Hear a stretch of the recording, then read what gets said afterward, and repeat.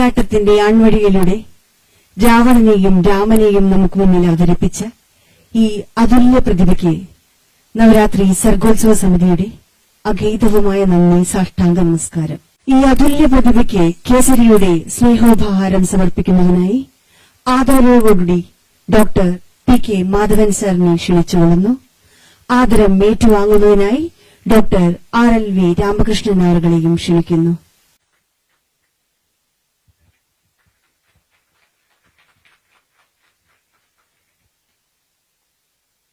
രണ്ടു വാക്കു സംസാരിക്കുന്നതിനായി Kesari പത്രാധിപർ doctor NR മധു അവരുകളെ ക്ഷണിക്കുന്നു.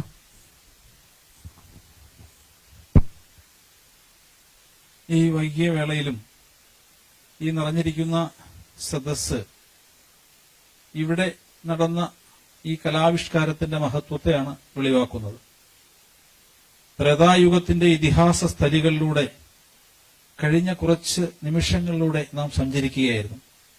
ഒരുപക്ഷെ ഒരു നൃത്തനാടകത്തിനോ ബാലയ്ക്കോ കഥകളിക്കോ പോലും സാധിക്കാത്ത അത്രയും ആഴത്തിലുള്ള ആവിഷ്കാരമായിരുന്നു മോഹിനിയാട്ടത്തിലൂടെ ഈ രംഗത്ത് ഇപ്പോൾ സംഭവിച്ചത്.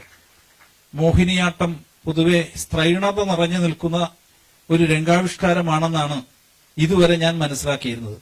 പക്ഷേ സ്ത്രൈണതയ്ക്കും അപ്പുറത്ത് പൗരുഷത്തിന്റെയും സ്ത്രൈണതയുടെയും ഇഴകൾ പിന്നിയ ഈ അത്യപൂർവമായ കലാവിഷ്കാരം അത് RLV രാമകൃഷ്ണന് മാത്രം കഴിയുന്ന ഒന്നാണ് എന്ന് ഈ വേദിയിൽ ഇപ്പോൾ നമുക്ക് മനസ്സിലായിരിക്കുകയാണ്.